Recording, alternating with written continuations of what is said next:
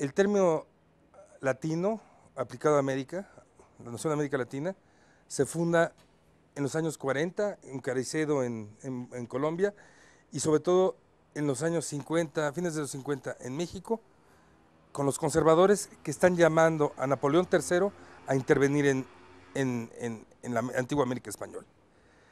Y lo que estaban haciendo, lo que el término viene a significar, es una transposición de la oposición entre la Europa latina y la Europa nórdica protestante, que fue la ideología conservadora católica de mediados del siglo XIX europeo, Chateaubriand y los románticos conservadores. Esto se traslada a las Américas con una visión interesada, la de generar una relación de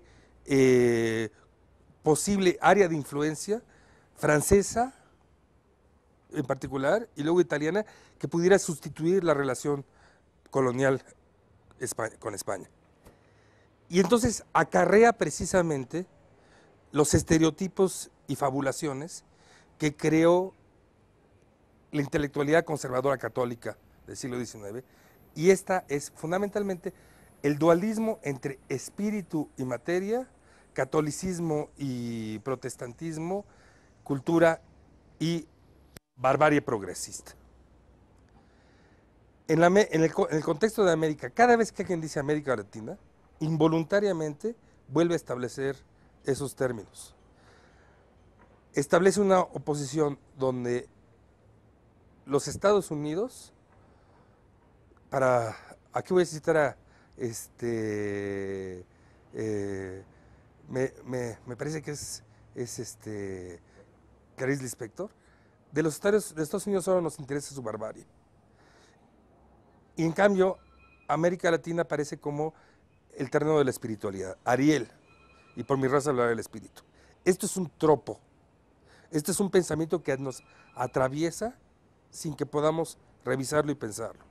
Eso es lo que viene a nuestra cabeza cada vez que decimos latino. Y es esencialmente la suposición del área civilizada romana proyectada hacia el infinito. Sería muy inapropiado querer sustituir ese mito por otra construcción. Sería prácticamente imposible hacerlo sin quedar atrapado en otra telaraña intelectual política inmanejable. Cuando uno iba al Instituto de Cultura Hispánica, fantástico. Después se llama Cooperación Española. Entonces, es una cosa obvio, ¿no? Lo hispano. Y eso es un asunto en relación a esos mitos, pero esos son mitos hispanistas o hispanizantes que ni siquiera yo creo que en la propia península han pasado por una crítica teórica muy radical. Entonces hay ahí una especie de defección concertada. Todos nos ponemos de acuerdo para seguir utilizando la palabra, porque entre hispanoamericano o iberoamericano y latinoamericano tenemos un contencioso con los anglosajones y con los franceses. Entonces, por ejemplo, qué sé yo, el MEIAC es Museo Extremeño e Iberoamericano de Arte Contemporáneo, pero a ningún francés se le ocurriría decir iberoamericano, los franceses inventaron el latinoamericano. Entonces, ahí cada cual inventa y pone una denominación de su conveniencia. Entonces, lo que a mí me fascina es estudiar cómo aparecen esas conveniencias. Entonces, en relación a la conveniencia hispanoamericana, creo que ahí hay mucho que cortar todavía, porque en el propio campo hispano, llamémoslo así, o en el propio campo de la ciencia humana en España, creo que no está resuelto. Entonces hay un uso ni siquiera ontológico, sino un uso monárquicamente oportunista, para no entrar en la discusión de fondo. Todos sabemos más o menos a dónde puede conducirnos, pero sigamos usando el término para no crear mayores. Ya todos sabemos a qué se refiere, y nadie le da mucha seriedad tampoco. De tal manera que yo la única seriedad que le doy es que es de repente en relación al origen de los dineros. ¿De dónde vienen los dineros en tal proyecto? Bueno, de la CEASEX entonces uno es hispanoamericano. Pues si fuera iberoamericano ya sería un poco más, menos inclusivo. Pobres portugueses, siempre. Ellos los países iberoamericanos, los países latinoamericanos, más nosotros, España y Portugal. O sea que hablamos con propiedad de Iberoamérica cuando nos ponemos todos juntos, pero cuando España ve a América Latina la tiene que definir como la definen los americanos, como América Latina. O sea que el propio concepto iberoamericano es un concepto en evolución. Yo que vivo en la región desde hace 20 años me he dado cuenta como hace 20 años las palabras que utilizara Hispanoamérica, los que estaban anclados en el viejo pensamiento, o América Latina, por utilizar el vocablo que sigue hoy día en vigor. Pero nadie hablaba de Iberoamérica, y yo me di cuenta hoy día, como hablando ya con muchos actores, muchas veces no políticos, los culturales, la poesía, los lingüistas, las universidades, ya hablan de Iberoamérica. Entonces, es una construcción desde arriba que empieza a permear lentamente, le cuesta, pero hoy día nadie discute que Ibermedia es el programa que nos financia a todos los que estamos en el cine, nadie discute que Universia, el programa de universidades del Banco Santander, es una red iberoamericana y cualquiera te lo va a definir como una red iberoamericana de universidades.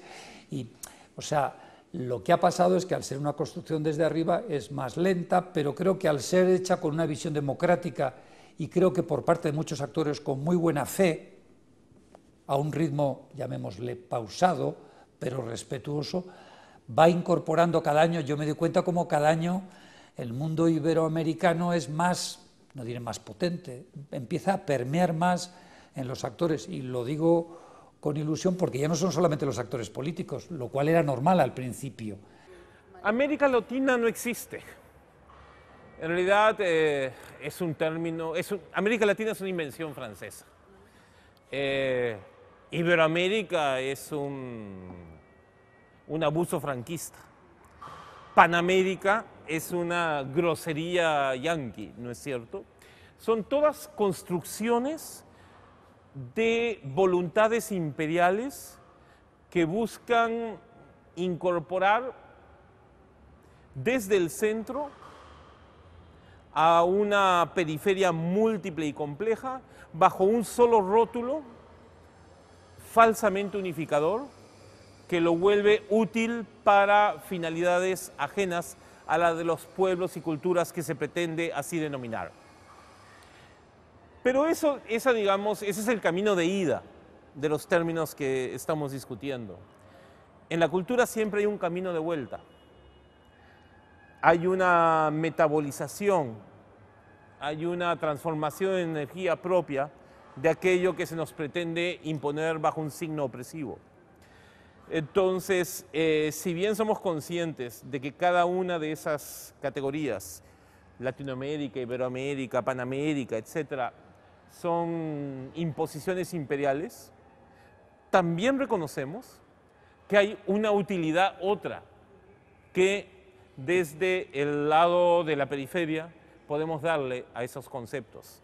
Por eso, en innumerables ocasiones que me han tocado discutir estos temas, yo siempre empiezo denunciando el concepto mismo de América Latina como una invención, pero termino reivindicando la posibilidad de que si América Latina es un invento, tal vez haya llegado el momento de reinventarla. O para mejorar la frase, si América Latina no existe, tal vez ha llegado el momento de reinventarla. Me parece que son categorías, digamos, que, como te dije antes, tienen que, digamos, con agrupar ciertas diferencias bajo un concepto genérico, unívoco. Borges decía que él había estado con uruguayos, brasileños, argentinos, por supuesto, colombianos, pero nunca había estado con un latinoamericano. Además, se hablaba de Sudamérica, entiendo, no Latinoamérica. Entonces, a lo mejor son categorías que vienen del mundo anglosajón. Estoy pensando en el caso de Latinoamérica. Pero insisto, o sea,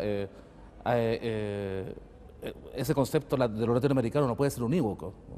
Y de hecho un artista chileno, Juan Domingo Dávila, el año 94 hizo un trabajo donde mostraba al prócer Simón Bolívar travestido de mujer, con un caballo Mondrian inacabado, incompleto, para burlarse de esa imagen identitaria, que es muy de los años 60, por lo demás, de Latinoamérica, y exhibir que es un collage cultural, digamos, un pastiche lleno de contrastes, de conflictos no resueltos, geográficos, raciales, sexuales, etc. Entonces esas imágenes también son imágenes importadas desde el primer mundo, desde Europa en un comienzo, para escamotear las diferencias que ocurren realmente en el contexto. Que tiene que ver con el efecto un poco también de Mayo 68 en versión latinoamericana, esta necesidad de recuperar la identidad nacional, la noción de lo latinoamericano aparece ahí. Ustedes siempre nos dicen, bueno, ¿ustedes son sudamericanos o latinoamericanos? ¿Ah? Y aquí políticamente siempre se habla de que somos latinoamericanos. ¿Por qué? Porque es una consigna que viene dada desde ese minuto, la Revolución de Cuba. Nunca aparecen estos términos sin una connotación estratégica. O sea, son términos que más que significar, hacen, que más que describir la realidad, permiten una determinada serie de operaciones que tienen la función de ser agentes más que definiciones. Y por tanto, un poco lo que conviene hacer con ellos es preguntar qué se hace con ellos, qué clase de poderes se obtienen, en lugar de tratar de pensar si tienen algo que ver con alguna clase de realidad. Nosotros tuvimos el año pasado, hace 2 años, un simposio con investigadores alemanes pero hispanistas en Puebla, en donde estuvimos discutiendo todo eso. Y uno de los objetivos básicos del Congreso era justamente discutir si las denominaciones estilísticas que se han creado en Europa sirven para los fenómenos artísticos americanos, ¿no? Llegamos a la conclusión de que no sirven, pero también llegamos a la conclusión de que no los podemos sustituir y que por lo tanto tenemos que batallar y tenemos que lidiar con esas denominaciones, ¿no? Entonces, ahí regreso al término barroco, ¿no? Es decir, cuando hablamos de barroco, y yo inclusive no diría americano, yo diría novohispano, diría mexicano, ¿no? ¿Qué es lo que entendemos? ¿No? Entonces, por empezar, yo creo que en México no tenemos, por ejemplo, espacios barrocos. No hay. En ese sentido no habría barroco. Por ejemplo, si nosotros nos comparamos con el barroco italiano, pues los italianos dirían, ustedes no tienen barroco, ustedes no tienen un solo espacio arquitectónico barroco, ¿no? Por ejemplo, nuestras catedrales, que supuestamente es el gran fenómeno barroco, pues son catedrales que básicamente inclusive es un modelo, podríamos decir, arcaizante. Se regresa, ¿sí?, a una solución gótica. Esa es la solución que se da en la catedral que tenemos atrás y en la Catedral de Puebla, que son los 2 grandes ejemplos del barroco, ¿no? Después, otra cuestión, por ejemplo, que se puede discutir, ¿no? En México el barroco cronológicamente empieza en el momento en que se afianzan las ciudades. Por lo tanto, una de las ideas que está subyacente en esa afirmación de Toussaint, un poco es la idea de que el barroco, como es popular, ¿no? Bueno, pero el barroco es popular, ¿dónde? Porque si lo vemos históricamente, el barroco es un fenómeno que está ligado a un proceso de hispanización muy fuerte, que sobre todo se concentra en la consolidación de las ciudades en América, ¿no? Entonces, a diferencia, digamos, del arte del siglo XVI, que es un arte ligado a los franciscanos, un arte más bien rural, un poco, haciendo la comparación, sería un poco como el románico en Europa, un arte que más bien se da, ¿no?, en el mundo rural. ¿Por qué? Porque las ciudades no están desarrolladas, y en cambio el gótico es un fenómeno urbano. Bueno, en el caso de México, yo creo que eso tampoco se ha reflexionado suficientemente, el barroco o el triunfo del barroco, la introducción del barroco a mediados del siglo XVII está relacionado con una profunda hispanización. Ahí empieza realmente, ¿no?, el rechazo al mundo indígena, ciertas susceptibilidades hacia el mestizaje, un reforzamiento de los valores nobiliarios, ¿no?, españoles, un reforzamiento de la iglesia secular frente a la iglesia más popular, efectivamente, de las órdenes. Entonces, bueno, también calificar al barroco de popular, pues vamos por partes, ¿no? Es decir, yo creo que efectivamente, ¿por qué nos hemos ido con todas esas ideas? Pues porque ha funcionado el mito. Y yo creo que hay que volver a revisar el fenómeno del barroco en América.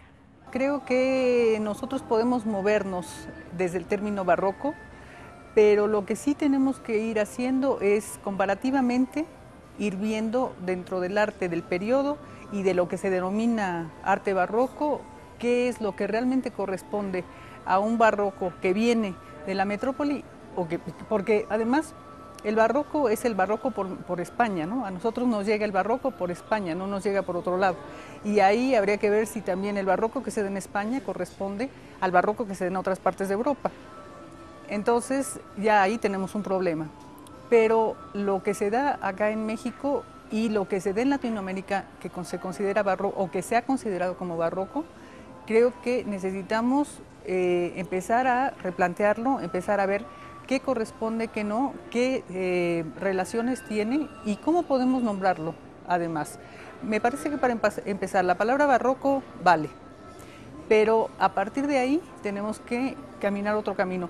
Un camino que tenga más que ver con lo que estamos viendo, con lo que estamos percibiendo, con lo que estamos sabiendo de la cultura y de la gente que participa a nivel contextual, no solamente en el arte, y redefinir y replantear y reconceptualizar la historia del arte, no solo en ese periodo, sino probablemente como buen ejercicio de historia del arte, a partir de ese periodo, hacer una revisión prácticamente de todo, porque acá también tenemos el problema muy grande del arte indígena mexicano, y eso hay que irlo a ver despacio también, con nuestros propios ojos mestizos, y no seguir repitiendo una serie de cuestiones que partieron de Europa, con una visión de Europa que dejó de ser válida, en mi opinión, hace muchísimo tiempo.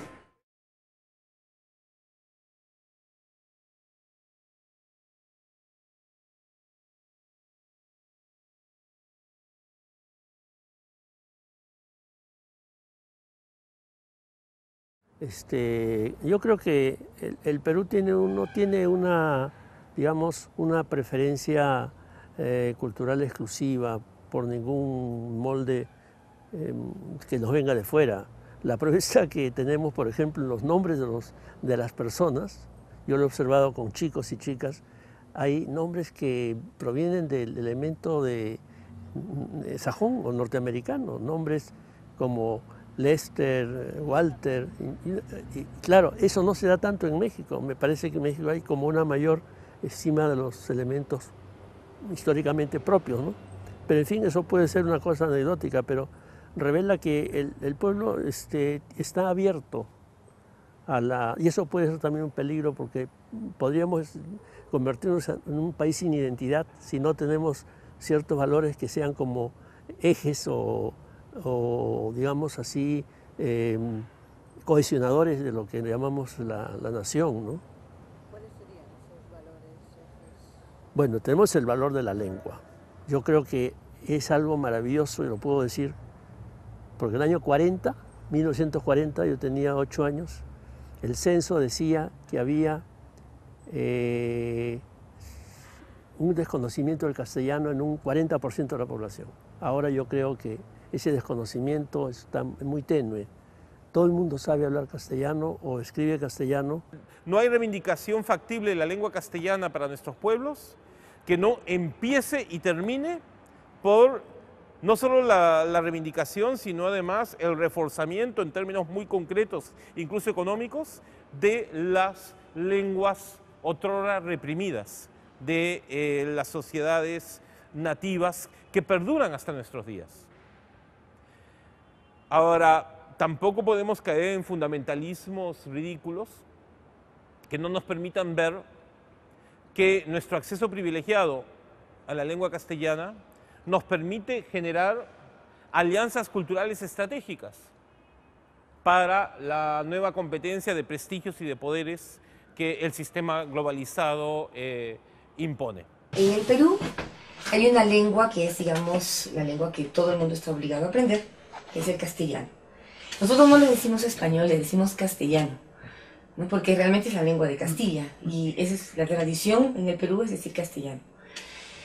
Además, hay dos idiomas grandes andinos. Uno es el quechua, que es hablado por más o menos unos 5 o 6 millones de personas, y el otro es el aymara. El aymara está a orillas del lago Titicaca, que es hablado por más o menos 1 millón de personas. Y además hay como 62, 63 lenguas amazónicas, ¿no? Algunas habladas por muy poca gente y otras habladas por grupos más grandes como los aguarunas o los achánicas o los chipivos, ¿no? En el Perú todo el mundo está obligado a aprender castellano y toda la educación se hace con esa finalidad, de que aprendan a hablar castellano, ¿no? Hay algunos esfuerzos que se han hecho en los últimos 20 años por enseñar a los niños a leer y escribir en su lengua materna. Eso se ha hecho en algunas comunidades de la selva, en algunos sitios quechohablantes y algunos sitios hispanohablantes, ¿no? Y hay algunas experiencias muy interesantes al respecto, ¿no? El otro camino, el enseñar a los niños hispanohablantes alguna lengua nativa para facilitar puentes, no se ha hecho en casi ningún sitio. Se han hecho algunas experiencias aisladas, como en el caso del Colegio Puguiasunchis, pero en mi opinión con una deficiente metodología, con una metodología que no te iba a permitir llegar a alcanzar el conocimiento de la lengua, ¿no? Mis propios hijos han aprendido quechua 2 veces por semana y no saben nada. Y eso que aprendieron durante todo el colegio. Y después, últimamente ha habido una profesora que ha hecho un método quechua, ¿no?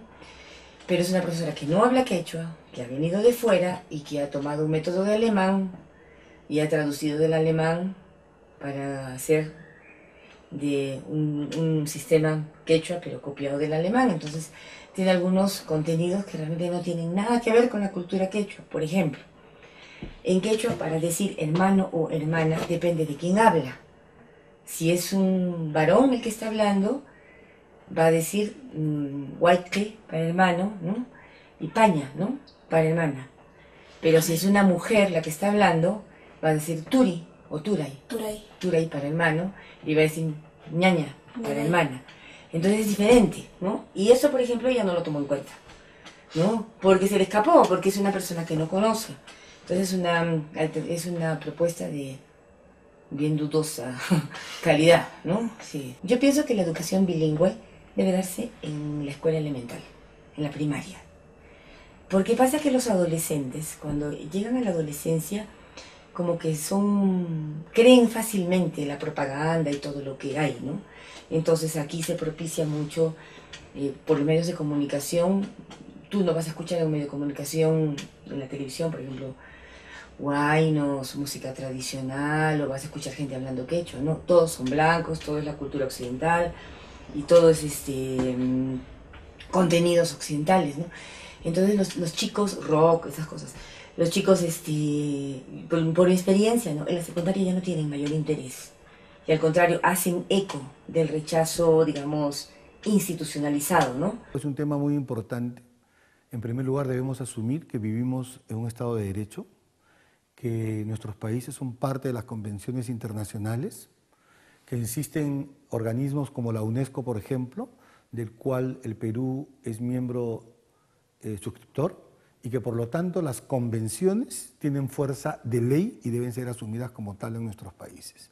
Y dentro de esas convenciones tenemos la Convención sobre la Diversidad Cultural, tenemos la Convención sobre el Patrimonio Inmaterial, la Convención sobre el Patrimonio Subacuático y otras. Y dentro de la diversidad cultural, como la de patrimonio inmaterial, está el tema de la lengua. E incluso dentro de la UNESCO hay instancias que tratan solamente el tema de la lengua. Yo creo que si en el Perú en este momento tenemos apenas 32 lenguas. Hemos perdido muchísimas y seguiremos perdiendo por el fenómeno de la migración. Y porque además en el caso peruano el tema del quechua, por ejemplo, ha sido un tema peyorativo y lo es casi hasta la actualidad. El migrante llega del interior a la capital quechohablante y no quiere hablar en la capital. Y no comunica a sus hijos, entablan nuevas relaciones de parentesco, de matrimonio y no transmiten la lengua. El caso del quechua no es solamente una cuestión de vocabulario, sino es una forma de pensamiento, de construcción gramatical y de relación con la naturaleza y con el espacio. En el caso de la lengua castellana, yo creo que en el caso de América, si bien es cierto que nos une, todavía somos millones de latinoamericanos que no tenemos acceso a las industrias culturales, no tenemos fondos editoriales en nuestras propias lenguas. Seguramente que si vas al Ministerio de Educación de cada uno de nuestros países, todos te van a enseñar cartillas bien bonitas en lenguas nativas, en lenguas amazónicas, en guaraní, en tupí, en todo lo que quieras. Pero en la práctica todavía son lenguas subordinadas. No existe radio, no existe televisión, no existen diarios, y aún dentro de la escuela sigue siendo un tema peyorativo. Y es muy difícil el tema de la educación intercultural, de la educación bilingüe, es muy complejo realmente. Yo creo que si bien es cierto que nos une la lengua española, el castellano en toda la región, debemos apuntar hacia la reafirmación de nuestras lenguas en cada una de nuestras naciones, como un elemento crucial de reafirmación de nuestra cultura. Y ahí hablando en términos de lengua, ¿no? La mayor parte de la población asume, aunque no maneje el castellano o el español, porque acá se habla de español o de castellano, no hay diferencia, es indiferenciado, asumen que la lengua oficial es el español o el castellano. No asumen su lengua como la oficial, pero no la asumen en términos cotidianos, que es donde se expresa la cultura para mí. Yo no entiendo la cultura de otra manera, esa es la cultura, ¿no? Entonces, por ejemplo, mi compañera es quechua hablante, pero porque tuvo la oportunidad de criarse cerca a sus abuelos los 7 primeros años de su vida. Después ya vino a la ciudad y bueno, no ha tenido ningún contacto con el quechua porque en la ciudad sencillamente cuando llegas, hablar en quechua es el atraso. Entonces, inmediatamente los padres, no es su caso, es un caso excepcional, pero los padres de los niños migrantes andinos no les enseñan quechua. Está metido en el inconsciente, además colectivo, a fuerza de violencia, que no solamente que seas andino racialmente, sino que culturalmente seas quechua hablante, eres un menor de edad o eres alguien que está en una situación por debajo de lo humano. Después de las fuertes migraciones que datan de 40, 50, los años 50 del siglo XX, del campo a la ciudad, eso significa de todas las zonas rurales a las capitales de provincia y también del campo hacia Lima, ¿no? Se instituye lo que es el mito de la escuela. Digamos, hay una idea popular de progreso, pues vinculado a la posibilidad de que los hijos de estas personas entren en el colegio y se formen y se hagan a sí mismos, ¿no? Y todo está, mucho de estos migrantes, digamos, ellos mismos empiezan a rechazar sus propias lenguas indígenas, de tal modo que en la segunda generación se pierde mucho de esto y en la tercera con más razón. Y no es porque, digamos, las urgencias de sobrevivencia y otras lo impidan, sino porque ellos mismos asumen que el español es o sea, hablar castellano es y no hablar el otro idioma es un elemento de distinción. En los cursos de literatura aquí en la universidad, yo hablo de escritores españoles y les menciono a los escritores españoles contemporáneos, algunos de ellos, y cuando digo españoles, fíjate que estoy pensando también en los gallegos, evidentemente, en los catalanes, pero nadie sabe nada de nada. Es decir, yo hablo, por ejemplo, de Pla, los cuadernos, y dicen, no, pero ¿quién es? No, pero no les interesa. Entonces me parece que eso es gravísimo, porque también tiene que ver con esa perspectiva monolítica del idioma. Tiene que ver con no entender el hecho ibérico como una comunidad multicultural, multilingüística, y que lo iberoamericano no se reduce a lo que se hace en español, en lo que se conoce como español o castellano, ¿no? Sino toda esa literatura riquísima que existe en galego, en catalán, en euskera, esa literatura, por desgracia, tampoco está siendo atendida. Y también ahí yo veo un monopolio y veo pues veo grave el asunto, porque es también considerar el hecho estético desde una perspectiva unidimensional.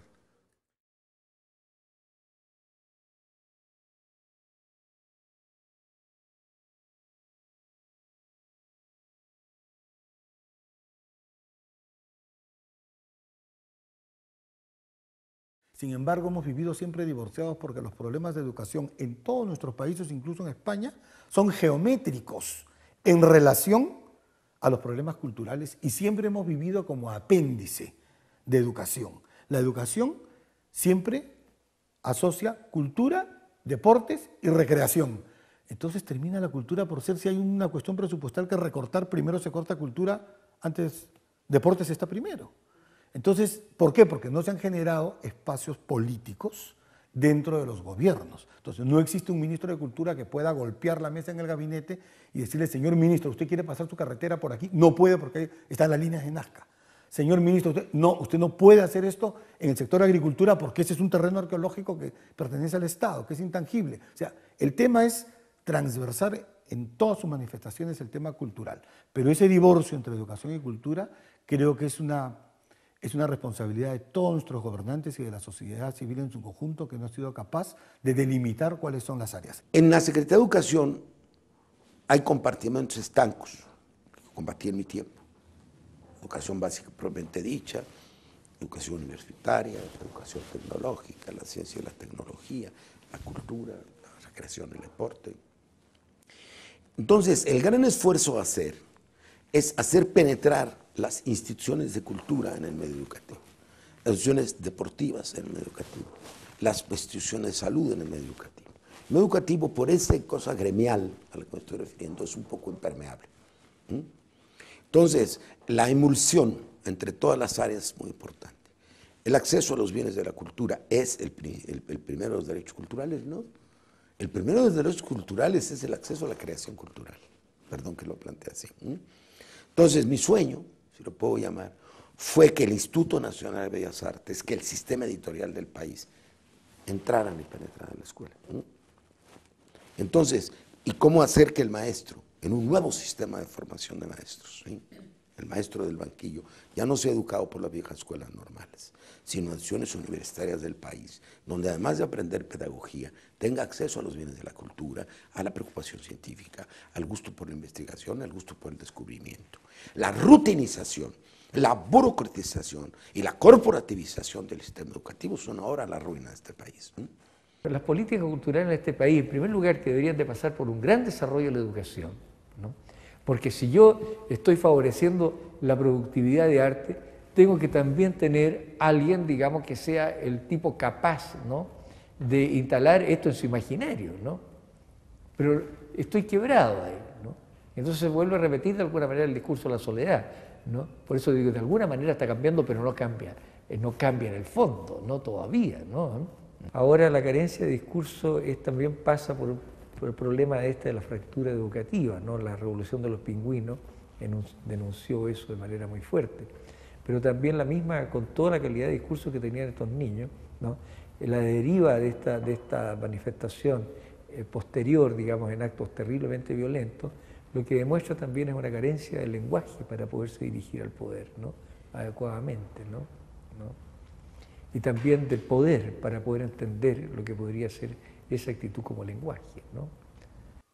Bueno, definitivamente el tema de la educación es un tema álgido y especialmente en el Perú, ¿no?, donde no solamente hay, es un país donde no solamente hay, digamos, abismos geográficos, porque tenemos la costa, tenemos la sierra y tenemos la selva, ¿no?, sino que hay abismos cronológicos en donde en la costa viven, bueno, el hombre del siglo XX, en la sierra, como lo habrán visto ustedes en Cusco, se mantienen las tradiciones del siglo XVII, y si uno va a la selva, pues están las tradiciones prehispánicas intactas en algunos casos, ¿no?